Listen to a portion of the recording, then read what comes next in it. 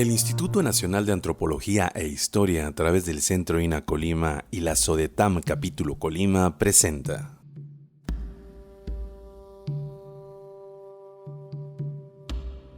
Colima en el tiempo, hacia los 500 años de su fundación. Una serie histórica que trate de hacer visibles los acontecimientos arqueológicos, históricos y artísticos con los que cuenta Colima, de camino a la celebración de los 500 años de su fundación. El día de hoy, el programa está dedicado al Colima prehispánico. ¿Sabías tú que antes de la llegada de los españoles a Colima había una gran actividad agrícola y cultural? Hablará de ello la doctora Ángeles Olay, quien durante 30 años ha trabajado en Colima en varios rescates y salvamentos arqueológicos. Ella es licenciada en arqueología, maestra en historia regional y doctora en antropología. Además, cuenta con varias publicaciones, una de ellas ganadora del premio INA. Más adelante hablaremos de su libro. La historia de los pueblos prehispánicos del occidente de México y de Colima en lo particular han tenido considerables avances. Las primeras sociedades que se fueron asentando en estos territorios fueron evolucionando.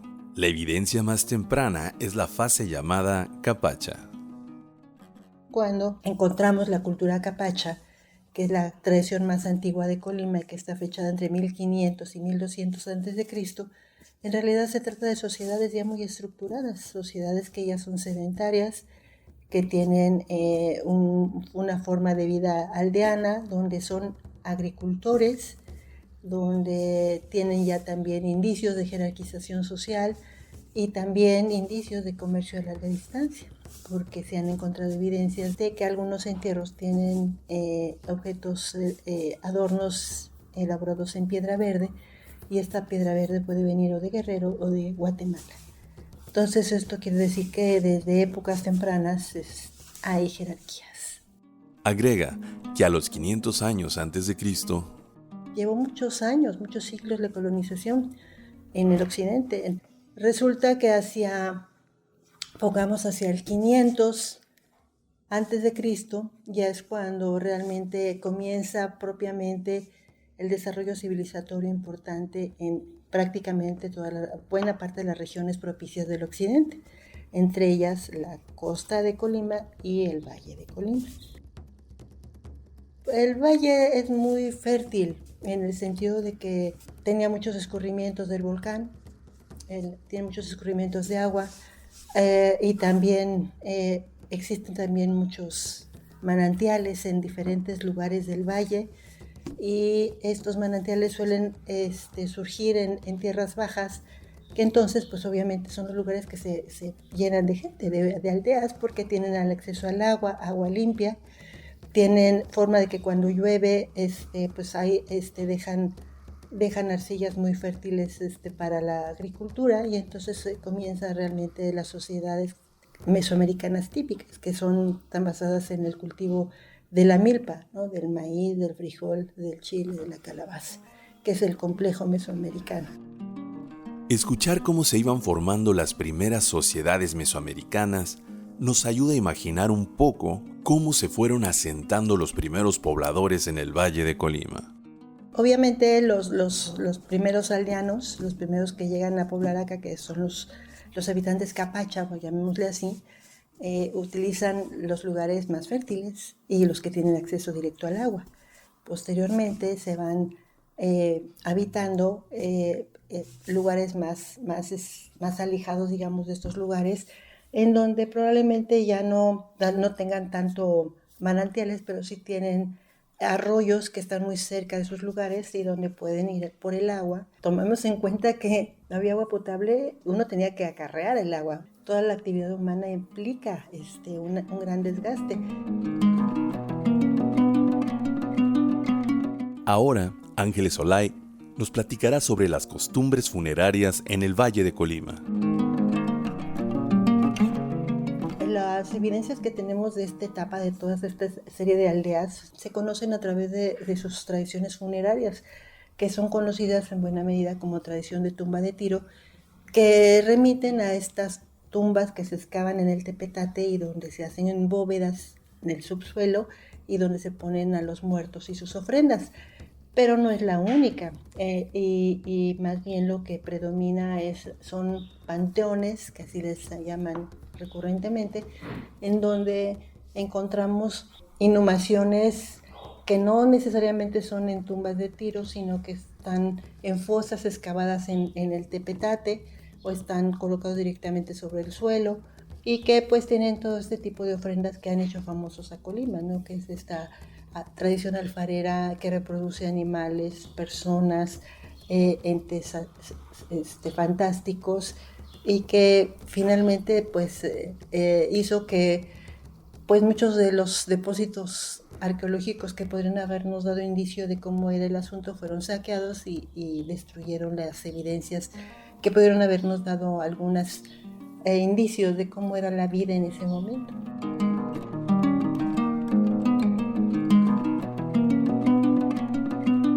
Los restos óseos también nos brindan evidencias importantes para conocer nuestro pasado.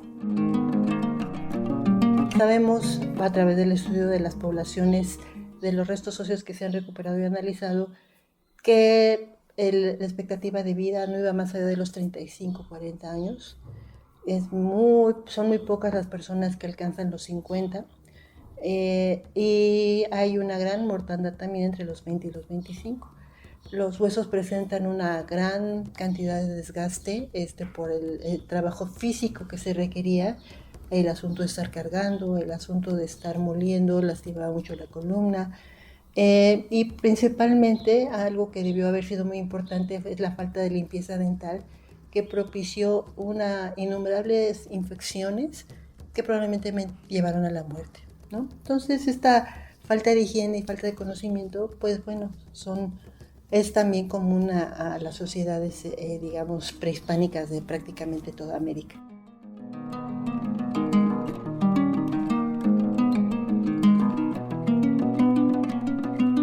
Ángeles Olay nos platica sobre el desarrollo de Colima y de Occidente y su impacto con otras culturas.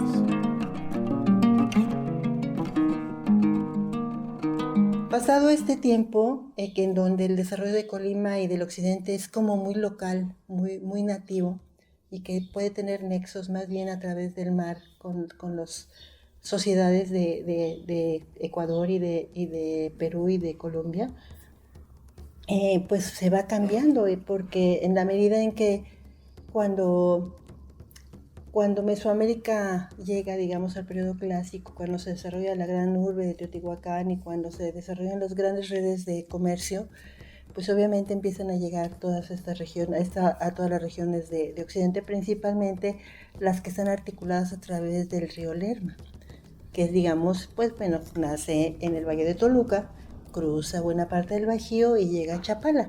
Entonces este eje pues, es el que permite el acceso, digamos, de todas las noticias y novedades que llegaban del centro de México y que finalmente fueron llenando de digamos, de aspiraciones a las élites locales y trataron de también como de reproducir estos esquemas de vestido, de cómo adornarse, de cómo comportarse, porque finalmente pues es la urbe, es la que mantiene, digamos, la fama, el estatus de ser la gran ciudad, y eso fue durante varios siglos. Entonces digamos que Teotihuacán sí alcanza, digamos, a impactar de algún modo la región, no del modo tan contundente como pudo haber sido los olmecas en el sureste, y que en Occidente se ve muy poco, pero sí impacta mucho Teotihuacán. Entonces, en este momento es cuando va cambiando, digamos, las sociedades, porque dejan, digamos, este localismo y comienzan a tener acceso a varias regiones de Mesoamérica.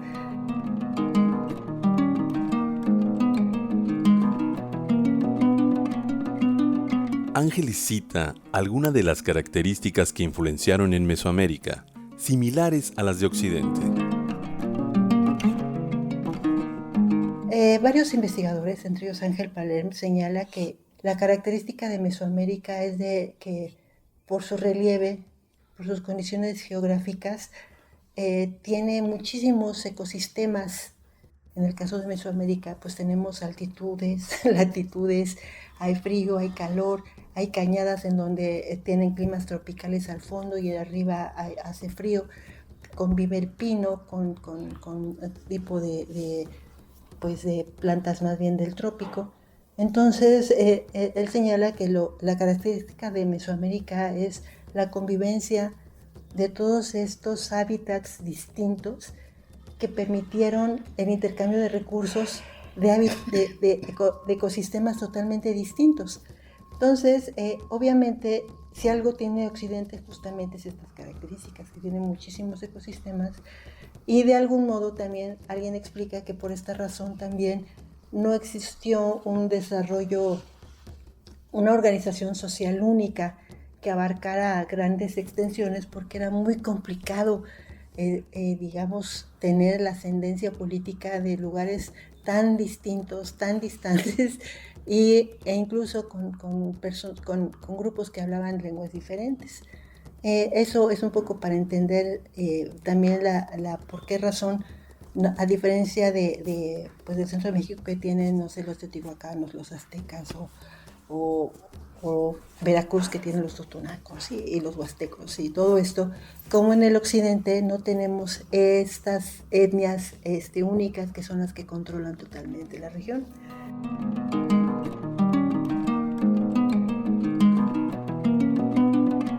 En un momento regresamos con Ángeles Solay, investigadora del INAH Colima, que nos dice: el pasado tiene la virtud de conducir a la reflexión y a la búsqueda de nuestros ancestros, a la raíz, nuestra raíz.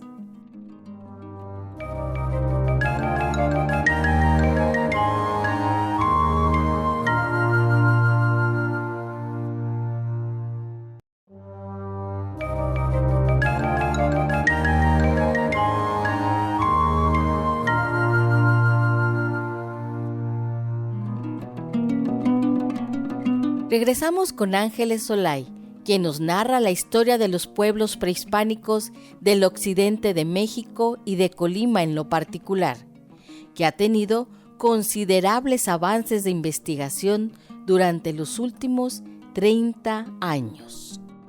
A continuación, Ángeles Solay nos responde a la pregunta: ¿por qué se cree que en Colima se crea la cultura Aztatlán? Se crea, sin embargo, un sistema muy interesante que es distinto a lo que se ve en otros lugares de Mesoamérica, que es lo que se conoce como la cultura Aztatlán. Lo Aztatlán se desarrolla inicialmente en las planicies costeras de Nayarit y tiene que ver con que en un momento dado todo este intercambio cultural que existió con Sudamérica, que inicialmente se realizó o con Chiapas, o con Guerrero, o con Colima, en épocas tempranas, ya para el clásico tardío se empezó a realizar más hacia el norte, más hacia Nayarit, ¿no? Y las costas de Sinaloa. Entonces, ahí es donde llega la gran innovación tecnológica, que es la metalurgia. Entonces, a partir del metal, con todo lo que implica,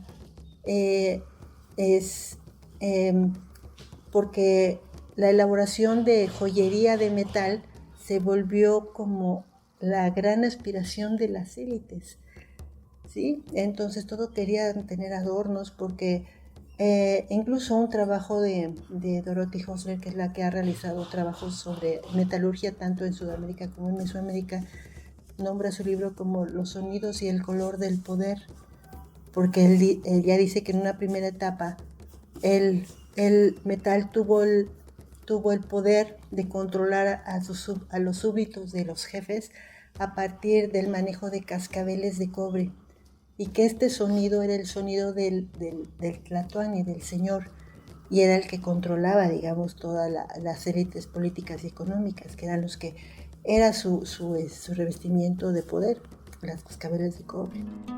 Ángeles también nos menciona que lo Aztatlán se desarrolla aquí en Colima principalmente en lo que conocemos como el chanal. Posteriormente, ya en la época de los tarascos, ya en la etapa tardía, digamos, del desarrollo de la metalurgia, lo que importaba era que el metal reflejara el color del sol, y con todo lo que implica en términos de sol, que se relaciona con la virilidad, la fuerza, el poder, la legitimidad, el linaje, todo eso que significa el sol. Entonces, una vez que entra al occidente la innovación de utilizar al cobre con el estaño y formar este dorado brillante que se hace con esta aleación, es cuando realmente ya el poder es por el color, no por el sonido. Entonces, en buena medida, una vez que estos grupos Aztlaán controlan la metalurgia, comienzan a colonizar, en este caso del norte hacia el sur, comienzan a colonizar lugares en donde pueden controlar otro tipo de recursos: el cacao, el algodón, el añil, las perlas, la obsidiana, que eran los artículos que se comerciaban más en época prehispánica. Y entonces, a partir de enlaces matrimoniales con las familias de Ameca en Jalisco, con las familias del Valle de Banderas en Jalisco, o incluso en la cuenca de Sayula, casándose con todos estos linajes, resulta que también en Colima tenemos esta expresión del Huastatlán, y que se expresa en Colima como se expresa básicamente en la cultura que se desarrolla en el Chanal, que es ya, digamos, la parte, digamos, ya en el posclásico, ya muy cerca de la llegada de los españoles, en donde se comparten todas estas formas de poder, del control, y que tiene también un aspecto ideológico, porque si en la época primaria, cuando se estaba colonizando todos estos territorios, lo que importante eran los dioses de la fertilidad, los dioses del agua, porque de ellos dependían. O sea, si no llovía, no comían y morían, o se tenían que mover, todo lo que impactaba. Esos eran los dioses importantes, pero una vez que comienzan esta etapa tardía de los Aztlaán, el poder se vuelve masculino, se vuelve viril, y entonces se vuelve guerrero. Y entonces son dioses solares, son dioses que piden pues el xipe, que pide sangre, que pide sacrificio humano, que pide canibalismo ritual, todas estas cosas. Y todo esto también hay evidencia de que sucedió, no solo en el Valle de Colima, sino también en los valles de Tuxpan, Tamazula, en Zapotitlán, ¿no? Por último, Ángeles nos menciona la situación de las poblaciones antiguas de Colima a la llegada de los españoles. Ahora bien, una vez que parece ser, yo había comentado que el problema del occidente es que sus desarrollos de organización social fueron realmente cortos. Cuando llegan los españoles a Colima, prácticamente toda la parte importante de lo que fue la gran urbe del Chanal ya estaba en decadencia. Parece ser que la medida en que los tarascos se fueron sobre las minas que controlaban el cobre y el estaño, fueron subyugando a todas las poblaciones alrededor de todas estas materias primas, y es muy probable que hayan sido los tarascos la razón por la cual, cuando llegan los españoles, el Chanal prácticamente ya era una ciudad en ruinas. Y bueno, lo que los españoles ven es eso, por eso no lo vemos en las fuentes, por eso ellos no hablan de lo que fue, pero realmente el Chanal fue yo creo que se puede considerar como una de las grandes ciudades del occidente. A continuación escucharemos a Coral Anaí López Escalera, quien es egresada de la Escuela de Letras y Comunicación, que ha realizado una breve reseña del libro de Ángeles Solay.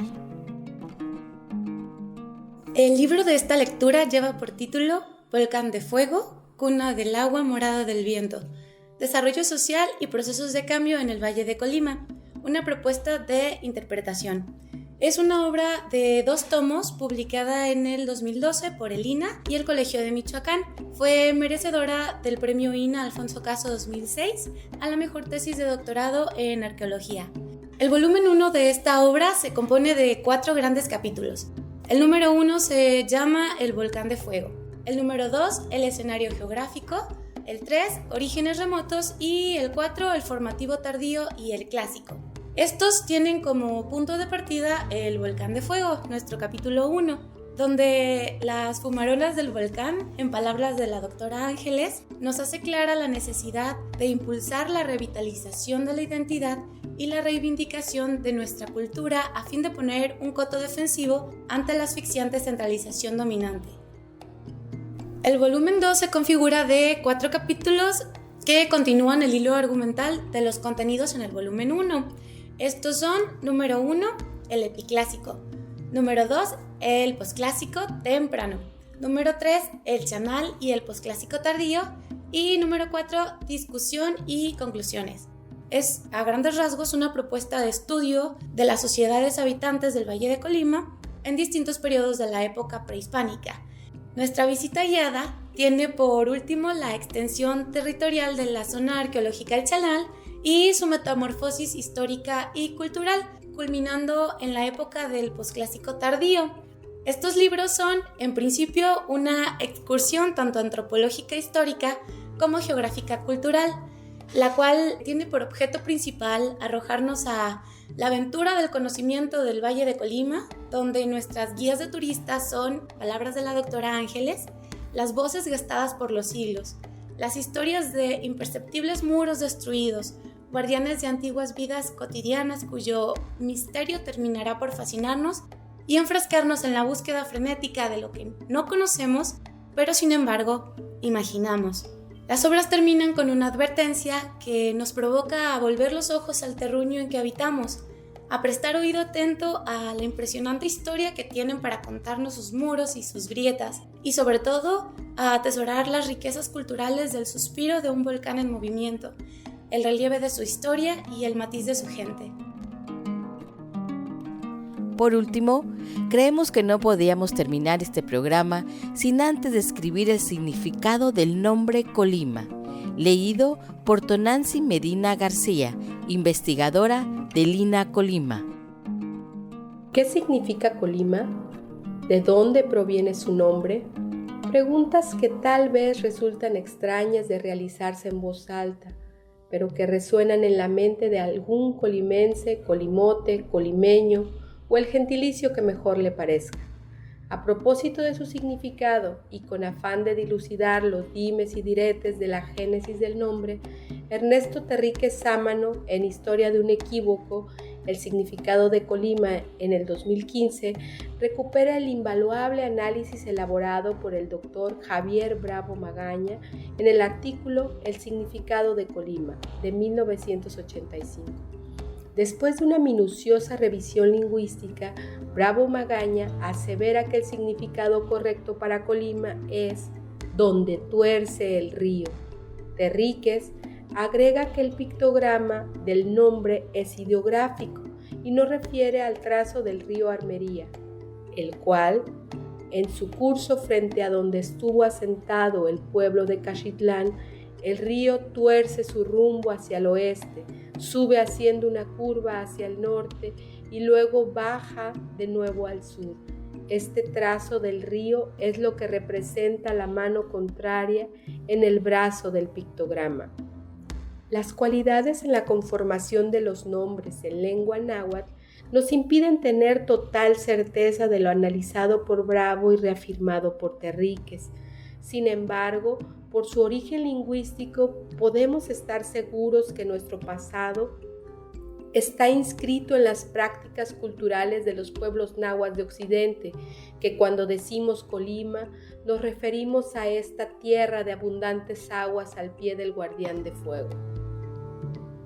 El Instituto Nacional de Antropología e Historia, a través del Centro INA Colima y la SODETAM Capítulo Colima, presentó Colima en el tiempo, hacia los 500 años de su fundación. una serie histórica que trata de hacer visible el gran patrimonio histórico, artístico y arqueológico con el que cuenta Colima, de camino a la celebración de los 500 años de su fundación. La mayor parte de las entrevistas utilizadas en este programa fueron realizadas bajo la coordinación de María Irma López Rasgado. Edición de audio, Juan Ramón Ortega Bonillo. Edición de los testimonios, Carla Patricia Valdovinos Mendoza. Agradecemos a la Universidad de Colima y a Universo 94.9 por la transmisión del estreno de esta serie.